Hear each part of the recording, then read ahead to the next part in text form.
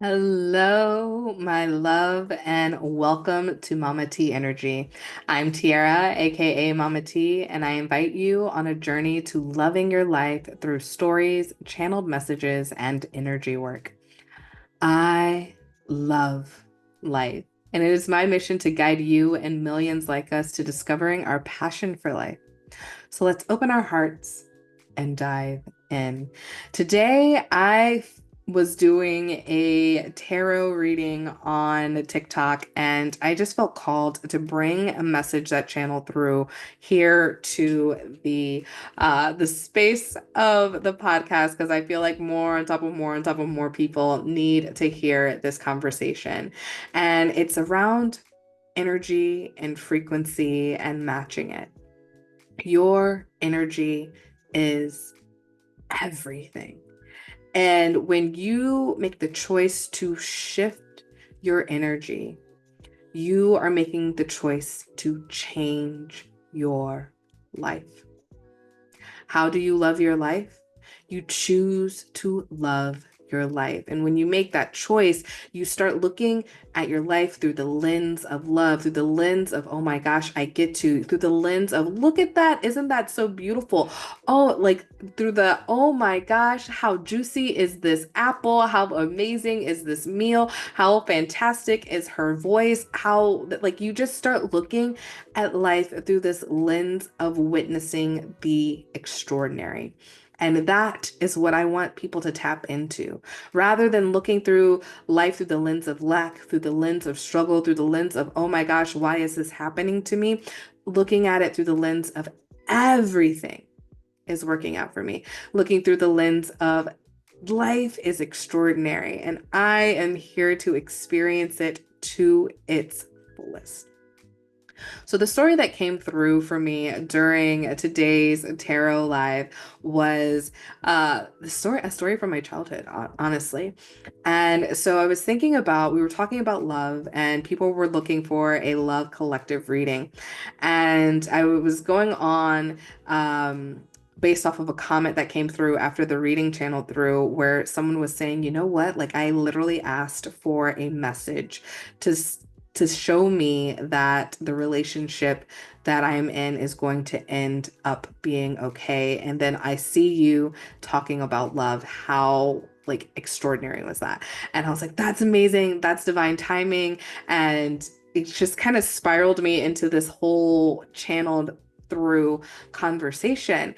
And one thing that came up was this like conversation about loving ourselves and how when we love ourselves, our world shifts and changes. Looking through that lens of love, as I was talking about, looking at ourselves through the lens of love as well as our external, because as within, so without. If we don't love ourselves on the inside, then how are we going to love the world around us? I have found that the happier and the more loving I look at the world, is all a direct reflection of how much I am looking at myself through the lens of love.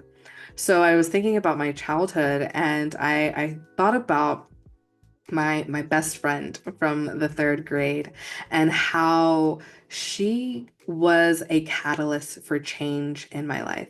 Not in the sense of, when I thought about it as a child, I would think about like she was the one that changed my life because she taught me to have self-confidence. But when I really look at it through this empowering lens for myself, I recognize that it wasn't so much that she gave me confidence. She gave me permission to see myself clearly, and she gave me permission to allow myself to be confident. And so there is a difference because when we look at mentors, when we look for coaches, they're not the ones doing the work. You are. You are the one that's showing up for yourself. You are the one that's doing the work. You are the one that is empowered. And you are the one who is matching the frequency of someone that you admire. And that's what it was that I was doing. I looked at her through this lens of she's not that much different than me, right? When I think back, I used to, and again, I was probably what, like 7 or 8 at the time. And so I would look at myself through this lens of I'm too fat, I'm too different, I'm of a different skin tone than most of the people. Like there so many reasons why I was not good enough, why I had to work harder to be loved, and all of these things kind of going in my mind. And whether or not I was fully conscious of it, is not so much the conversation. I do recall this feeling, this need to like be a good girl, this need to follow the rules, this need to be accepted, and just trying to do what it needed to be done to be accepted. And then I meet this girl and I see her being accepted. I see her being loved, and I see her, you know, being popular. And it hit me as I looked at her. I was like, we don't look that different. People would even say that we were sisters. Some people would see us and think that we were cousins, definitely thought that we were related. I remember we went on a vacation to Florida one time, and we were going into like a theme park, and someone said something like, "What? They're in the same class? My children never got to be in the same class, even though they were in the same age and same grade." And we were like, "Oh, no, no, no, she's just a friend. She's not related." But, making the jokes that she was a sister from another mister, of course. But yes, I remember this turning point. Meeting her was a turning point for me, because looking at her, I was like, we look similar, and she is accepted. She's accepted fully for who she is and how she shows up in the world. Maybe not in those words at that time, but I could resonate with the like, we're similar. And if she can do it, I can do it too. And I started emulating, her behavior. If someone said something to her, rather than bursting into tears and going and tattling, she would say something back. She had a backbone, and I started doing the same thing. If like someone was just like, "Why are you fat?" Then I'd be like, "Well, why do you have an ugly personality? Like that can't change," or whatever it was, some sort of candid response that I would throw back at people, and that built my confidence. And I started receiving validation that I hadn't received before. And I started recognizing my power.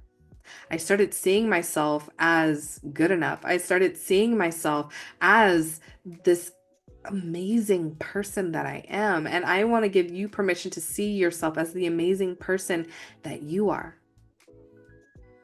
And when I look at that turning point, like literally, like from being what I felt like being bullied and not being loved by any, but by more than maybe like two friends, to all of a sudden I am like a leader.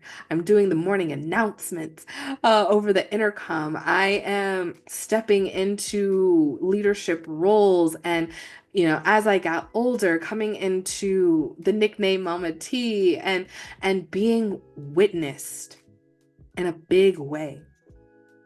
And I will say, if I had not made that decision to see myself, to be confident, to walk through the world with my head held high, I would not have the experiences that came after. Think about where you are now and where you were 5 years ago. Is there something that you gave yourself permission to embody that has now made a major impact on you today? Let that sink in. Let that remind you of your power, and how with every decision that you make, you are impacting your life on a grand scale. I made that choice back then, and that has impacted the person I am now, some almost 30 years later. It is important to see yourself fully. And now, did I see myself fully at 7 or 8 years old? No. But it was a catalyst to digging deeper. It was a catalyst to continued growth and shifting and changing and stepping up for myself. And so, even if you've never stepped up for yourself, I'm giving you permission right here, right now, to start doing so, to start witnessing yourself, to start loving yourself, to start. And when you start to practice. You put it into practice and put it into practice and put it into practice until it becomes something that you don't even make a conscious thought over. I will say, when I look back at those days, I definitely had to be very conscious. What am I going to say? How am I going to respond? Like, even like I said, I had these like candid responses, like these responses to, if someone says I'm fat, I'm going to ask them why they ugly. Like, like these like things, like I had a things in my back pocket that I was going to use. I had these tools ready to be locked and loaded until eventually I didn't need the tools anymore. Till eventually I didn't need the friend to validate and back me up. Till eventually I had trust in myself to know that whatever I need to say in any moment is going to be perfect. Whether it is perfect in its imperfection, where I get to learn more about myself and the situation, or it is perfect in its perfection of like getting the instant gratification of life. Doesn't matter. It's all perfect. It's all meant to be. And that is the power. And so if you want to put this perfection into practice, come in, tap into Mama T energy, trust in your soul's guidance to what offer is meant for you. Whether the Miracle Mastermind resonates for you, whether it is one-on-one mentorship that resonates for you, or you are seeking space in a private session. All are accessible at mamateenergy.com. I take that back. Mentorship is something that you do have to have a one-on-one discussion with me for. So you can reach out to me on Facebook or Instagram, or you can shoot me an email at mastery@mamateenergy.com to discuss the details of mentorship and if it's a good fit for you. But private sessions and the Miracle Mastermind are available for you to sign up on mamateenergy.com.